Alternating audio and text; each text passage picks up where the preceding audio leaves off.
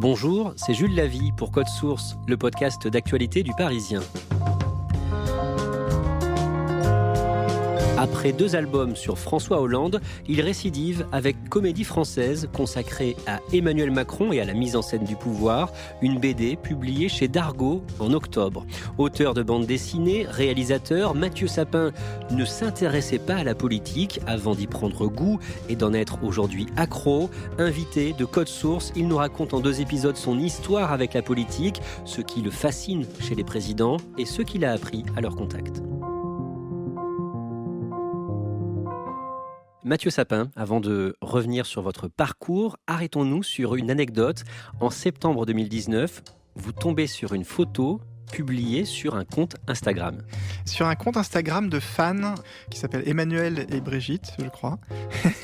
Et donc c'est quelqu'un qui manifestement adore le couple présidentiel. Et je tombe sur une photo très insolite puisqu'on voit Brigitte Macron dans le bureau présidentiel en train de frapper son mari avec une liasse de feuilles de BD. Alors, parce qu'on voit les cases quand même. Et je me dis, mais qu'est-ce que c'est que ces feuilles de BD ? Et je regarde mieux et je vois que ce sont des reproductions de mes pages de mon album que je lui avais donné quelques jours plus tôt. Et donc je comprends, en voyant cette photo, que Brigitte Macron donne des coups à son mari avec mes pages de BD finalement. Pourquoi est-ce que vous l'avez rencontré quelques jours plus tôt ? Alors je l'avais rencontré parce que j'avais commencé donc une bande dessinée sur la mise en scène du pouvoir au temps d'Emmanuel Macron. J'avais fait toutes sortes de tentatives pour le rencontrer, lui, et elles avaient toujours échoué ou alors été déjouées au dernier moment. Et au final, je me suis dit, peut-être un moyen de l'approcher, c'est de passer par son épouse. Donc j'avais sollicité une interview avec Brigitte Macron, qui m'a été accordée, et c'est à ce moment-là que je lui ai expliqué ma démarche, et qu'elle a fait des photocopies de mes pages. Vous nous raconterez cette difficile approche d'Emmanuel Macron dans le 2e épisode de ce podcast. Mais on va d'abord vous présenter. Mathieu Sapin, vous êtes auteur, dessinateur, réalisateur. Vous vivez à Paris. Vous êtes papa de 2 filles. Vous êtes né le 7 octobre 1974 à Dijon. C'est là que vous avez grandi. Que faisaient vos parents ? J'ai une maman qui était bibliothécaire, donc j'ai beaucoup passé de temps dans les bibliothèques de Dijon, bibliothèque municipale et bibliothèque universitaire. Et mon père est archéologue, chercheur en histoire de l'art, spécialiste de l'art roman. J'avais beaucoup accès aux livres et aussi à l'art, à l'histoire de l'art. Très jeune, vous prenez goût aux arts plastiques et notamment au dessin. Mon père était aussi prof à l'école des beaux-arts de Dijon, donc j'étais inscrit au cours du mercredi, et c'est vrai que j'ai toujours dessiné en fait. Je me rappelle pas avoir cessé vraiment de dessiner, et puis mes parents m'ont encouragé dans cette voie, donc j'ai enchaîné. Après au lycée, je faisais une classe de dessin, et puis après j'ai fait une école à Strasbourg qui s'appelle les Arts décoratifs, et qui est une école assez réputée, notamment en illustration, et voilà. Vous refusez de faire votre service militaire au titre d'objecteur de conscience. À la place, vous travaillez à la Cité internationale de la bande dessinée et de l'image d'Angoulême. En parallèle, vous dessinez aussi principalement pour la littérature jeunesse. Vous diriez qu'il est comment votre dessin, votre trait ? Moi, j'ai pas de problème à dire que mon trait est assez enfantin, parce que j'ai été même formé pour ça. L'école où j'étais à Strasbourg est une école qui forme beaucoup à l'illustration jeunesse. J'ai un dessin un peu presque naïf, on peut dire, assez simple. Par contre, j'ai le souci de la précision, vraiment d'écrire les choses avec le plus de justesse possible. Votre premier album, L'Oreille Gauche, paraît en 2000 et en 2002, vous connaissez votre premier succès avec le premier tome de Super Murgeman. Dans les années 2000, vous faites des rencontres importantes avec d'autres auteurs. Ceux qui allaient devenir mes compagnons d'atelier. Je pense à Johan Sfar notamment, avec qui j'avais fait une collaboration pour un magazine jeunesse chez Bayard Presse. Et Johan, qui était déjà un auteur accompli, il avait déjà commencé Le Chat du Rabbin, il était connu pour Donjon, Petit Vampire, Grand Vampire. Moi, à l'époque, je travaillais chez moi, à Paris, et donc il m'a dit, tiens, on va créer un atelier, donc on va trouver un lieu, et puis travailler ensemble, et il m'a présenté Riyad Satouf. Riyad Satouf, qui était à l'époque complètement inconnu, et puis aussi il m'a présenté Christophe Blain, auteur de Quai d'Orsay notamment, et d'Isaac le Pirate. Et donc ces trois-là étaient vraiment les 3 mousquetaires qui m'ont permis de devenir auteur de bande dessinée à part entière, puisqu'ils m'ont à la fois aidé, influencé. C'est vraiment une rencontre déterminante. Ouais. À cette même époque, un ami dessinateur, Lewis Trondheim, vous donne un conseil. Lewis Trondheim, c'est à la fois un auteur, il est aussi éditeur, et puis il a C'est quelqu'un qui s'intéresse beaucoup aux autres auteurs de BD et moi, il m'a fortement encouragé à créer un personnage qui me représente, une version dessinée de moi-même, et en me disant que c'était très pratique pour exprimer des idées, des envies, des émotions. J'ai suivi son conseil, j'ai commencé à essayer de me représenter, faire une espèce d'autoportrait en BD. Et puis, peu à peu, toujours sous l'influence de Lewis, je me suis approché d'une forme de ce qu'on peut appeler aujourd'hui le reportage dessiné. D'un mot, votre alias, vous êtes comment en BD? Décrivez-nous vous en BD. Mon personnage s'est imposé assez rapidement. Moi, je suis pas très grand, donc je l'ai fait pas très grand, voire petit. Tout petit quand même. Peut-être très petit, avec une grosse tête, pas beaucoup de cheveux. Mais c'est drôle parce qu'il y a un côté un peu Tintin dégénéré comme ça, avec une grosse tête. Mais c'est pas très loin de ça parce que Tintin, finalement, c'est un reporter et c'est un personnage de BD. Mon personnage a l'air comme ça, un peu candide, mais c'est une posture que moi j'aime bien parce qu'elle est assez naturelle pour moi. J'adore aller dans des lieux que je connais pas, voir observer une équipe en train de travailler. Donc c'était vraiment ça qui m'a guidé dans ces premiers livres. Ouais.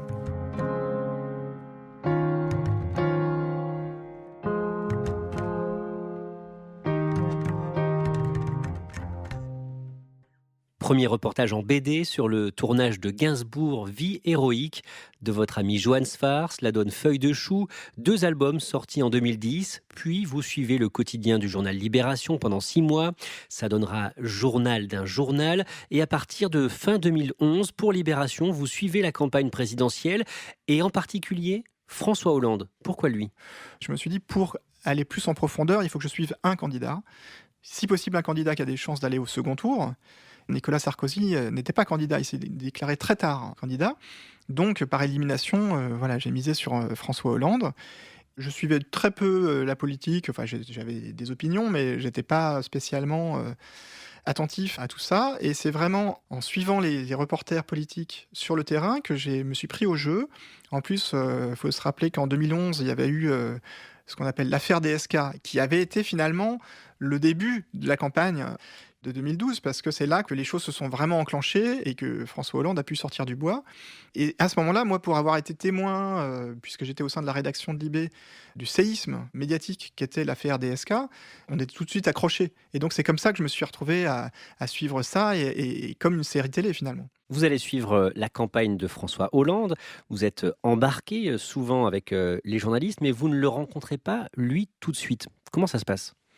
Lui, il est aimable avec moi, mais il a vraiment autre chose à faire que de parler avec un dessinateur de BD. Donc, vous êtes personne presque. Oui, je suis assez, mais c'est aussi une de mes qualités, c'est que je suis assez discret, donc il fait pas spécialement attention à moi, et je cherche pas plus que ça d'ailleurs à attirer l'attention. François Hollande, je l'ai rencontré une fois très brièvement dans un train, au retour d'un déplacement, on me l'a présenté. TGV Nantes-Paris. Un TGV Nantes-Paris, exactement, après un déplacement à Nantes. Par contre, je suivais de près. Moi, ce que je voulais, c'était raconter le candidat, mais aussi son entourage, bien sûr. Et donc, il y a tout un organigramme avec les directeurs de campagne, directeurs de la communication, les porte-paroles, etc. Et peu à peu, les gens s'habituent à moi. C'est un peu mon atout, c'est que j'ai du temps. Et donc, je donne du temps pour que les gens s'habituent, et peu à peu, je suis accepté. Le jour du second tour, le 6 mai 2012, vous êtes à Tulle, le fief de François Hollande, en Corrèze, aux côtés du candidat et de son équipe. Il est 16h. Les premières estimations sous embargo des instituts de sondage donnent le socialiste vainqueur. Racontez-nous l'ambiance à ce moment-là. Les résultats sont arrivés assez tôt. Dans l'après-midi, on sentait que ça se passait plutôt bien pour François Hollande. Donc l'ambiance était relativement détendue, si bien que j'ai pu être admis dans le bureau présidentiel. Et c'est vrai que c'est des moments assez palpitants parce qu'on voit à la télé le commentaire sur tout ce qui se passe. Mais moi, ce que j'ai noté surtout, c'est que même François Hollande, il a eu besoin de se voir à la télévision à 20h, la confirmation, pour vraiment se détendre. Tant que c'est pas annoncé par la télévision, c'est pas encore vrai. Voici notre estimation du résultat de la présidentielle en ce 6 mai 2012. C'est François Hollande qui est élu président de la République avec 51,9% des voix. Quand il est 20h, je suis avec lui et quelques autres dans le bureau. Et puis alors là où tout se déclenche, c'est juste après 20h. Il est attendu à Paris, donc il quitte son bureau. Et là, tout d'un coup, il y a des policiers à moto qui sont là pour l'attendre. Il est élu, quoi. Et donc on se retrouve dans une voiture derrière et tout gyrophare allumé. Il y a un avion qui attend et on a l'impression vraiment d'être là où ça se passe, quoi, d'être témoin direct de l'histoire en train de se faire. Donc j'oublierai pas ces moments-là. L'album Campagne présidentielle sort quelques semaines après l'élection, en juin 2012. C'est un succès de librairie. Vous auriez pu vous arrêter là, mais vous avez envie de continuer à suivre le candidat devenu président. Au départ, je pensais m'arrêter là, parce que je voulais passer à autre chose. Et puis c'était assez éreintant. Une campagne présidentielle, c'est très fatigant. En plus, moi, je dessinais l'album au fur et à mesure. Il est sorti vraiment très peu de temps après. Donc à la fin, je dormais 4 heures par nuit. Donc on sort de là, on est complètement rincé. Et puis, les semaines passant, je me dis, c'est quand même dommage de m'arrêter en si bon chemin. L'équipe de campagne de François Hollande s'était retrouvée de fait en poste à l'Élysée. Donc je me dis peut-être qu'il y a quelque chose à faire. Mais pour approcher un président, c'est tout de suite beaucoup plus compliqué. Je pensais que ça se ferait naturellement, vu que j'avais les contacts qu'il fallait, mais pas du tout. À chaque fois, on me disait pourquoi pas, bonne idée, une BD sur l'Élysée, mais rien ne venait. Si bien que pendant pas mal de temps, j'ai été coincé.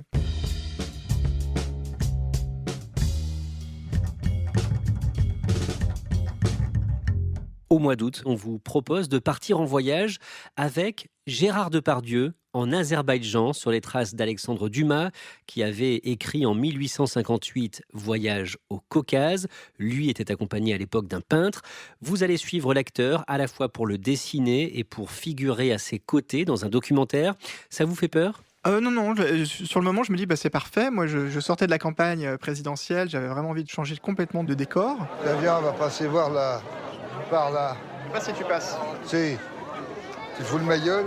Depardieu, je l'avais vu en plus il apparaît dans ma BD sur la campagne présidentielle puisqu'il avait pris la parole lors d'un meeting de Nicolas Sarkozy.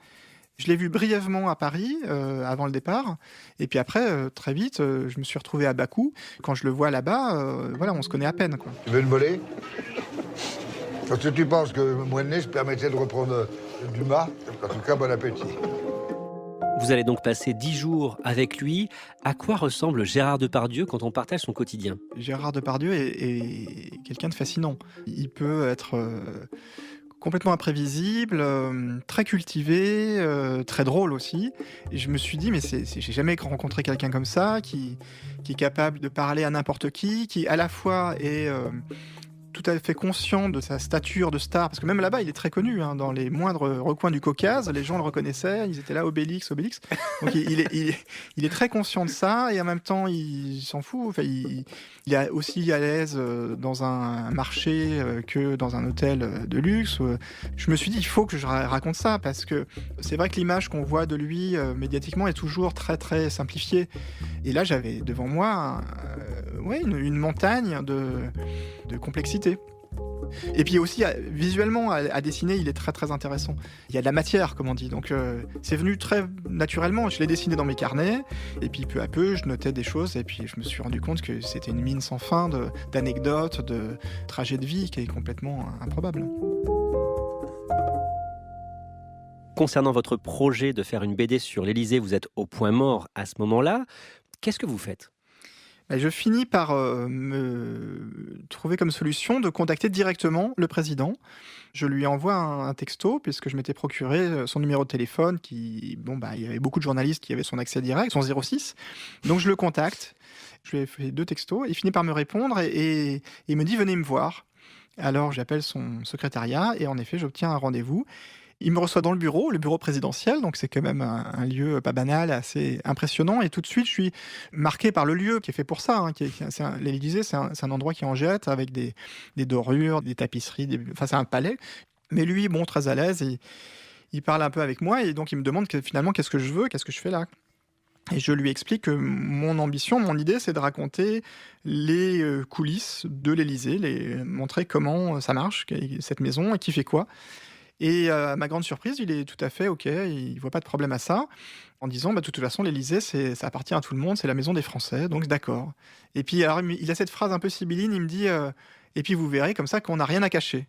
Alors ça par contre je suis moins convaincu quand même. À l'époque ou aujourd'hui ? À l'époque et aujourd'hui, je trouve ça un peu gonflé de dire ça, mais peut-être qu'il y croyait. En tout cas, je commence donc à partir de l'été 2013 à aller très régulièrement à l'Élysée pour raconter les coulisses de ces endroits. Vous allez faire une 60aine de visites à l'Élysée en l'espace d'1 an.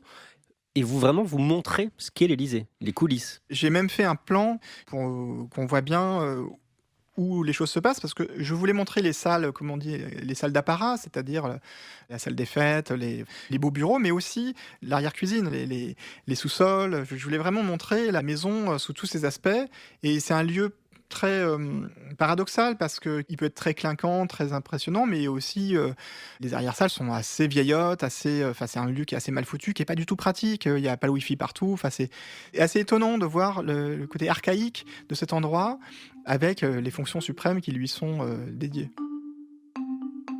On parlait de Gérard Depardieu et justement, dans l'actualité, il va être beaucoup question de lui pendant l'hiver 2012-2013, quand il obtient la citoyenneté russe, ce qui laisse penser qu'il veut échapper aux premières mesures fiscales de François Hollande. Vous êtes aux premières loges à ce moment-là. Il y a eu cette phrase malheureuse de Jean-Marc Ayrault, Premier ministre de François Hollande. C'est une grande star, tout le monde l'aime comme artiste, mais se mettre juste de l'autre côté de la frontière, il y a quelque chose de, je dirais, presque assez minable, quoi. Ça a vraiment envenimé les choses. Et je me suis dit, ils font une erreur terrible de ne pas essayer d'arranger les choses avec lui, parce que Gérard Depardieu, qu'il le veuille ou non, il est un symbole français, plus connu que François Hollande. Donc je trouvais qu'il y avait quelque chose de paradoxal à se mettre à dos quelqu'un d'aussi important pour l'image de la France. Et sorti de là, un énorme malentendu. Ouais.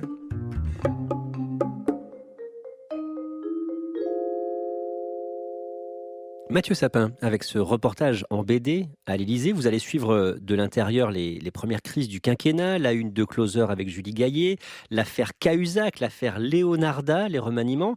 Qu'est-ce que vous retenez de tout ça ?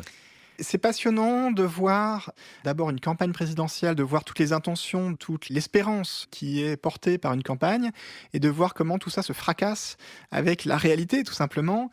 La campagne de 2012, à mes yeux, a été aussi le début d'une nouvelle forme de communication qui était donc les années Twitter, les chaînes d'information continue. Et tout ça, je pense qu'à l'époque, il y avait encore une forme de mauvaise appréciation des effets de l'information galopante. On n'est plus aux années Mitterrand où on pouvait contrôler l'information et doser et être, comme on dit, maître des horloges et donc rythmer les choses comme on veut. Là, les choses nous échappent très vite. Vous avez cité l'affaire Leonarda, par exemple, c'est typiquement un truc qui aurait pu être évité, mais dont, je pense, à l'époque, les communicants de François Hollande et François Hollande lui-même n'imaginaient pas la portée.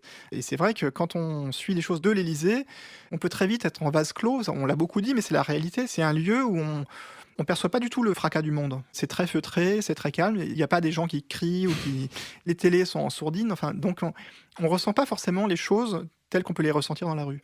Bonjour à tous, on commence ce journal avec cette fusillade en plein centre de Paris, dans le 11e arrondissement. Des hommes cagoulés auraient pénétré les locaux de Charlie Hebdo. Un salarié joint par 20 minutes parle de massacre. Selon le dessinateur Luz, il y aurait des victimes. Le 7 janvier 2015, la rédaction de Charlie Hebdo est attaquée par 2 terroristes. C'est le début d'une série d'attentats à Paris et Montrouge. Mathieu Sapin, à ce moment-là, vous avez arrêté en fait de vous rendre à l'Élysée depuis quelques mois, mais en apprenant l'information, vous y retournez. J'étais à mon atelier, à mon bureau, en train de dessiner les toutes dernières pages. Et là, j'apprends, comme tout un chacun, qu'il se passe un truc grave dans les locaux de Charlie Hebdo. Et là, ma réaction était assez étrange. Sur le moment, j'ai pas réfléchi. Je me suis dit, le seul endroit où je peux aller, où ça a du sens que j'y sois, c'est à l'Élysée, parce que je serai là où il y a l'information la plus actualisée. Donc, je me suis rendu là-bas. Donc, j'ai suivi toute la soirée...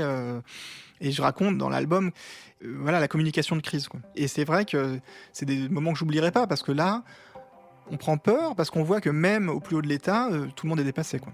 Le 11 janvier, l'Élysée convie de très nombreux chefs d'État. Mathieu Sapin, vous êtes l'une des rares personnes à vous trouver dans le bureau du président avant l'arrivée des invités.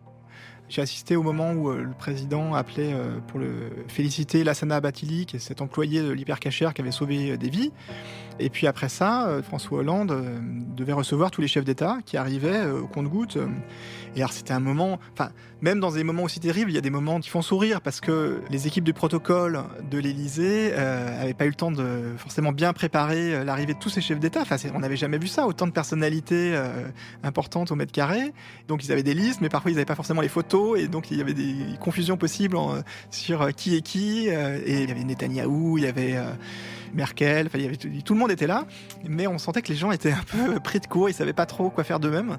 Et donc j'étais moi aussi dans la salle des fêtes à ce moment-là, et c'est vrai qu'on se dit qu'il se passe un truc complètement hors du commun. Merci Mathieu Sapin, je rappelle le titre de votre dernier album, publié chez Dargaud en octobre, Comédie française.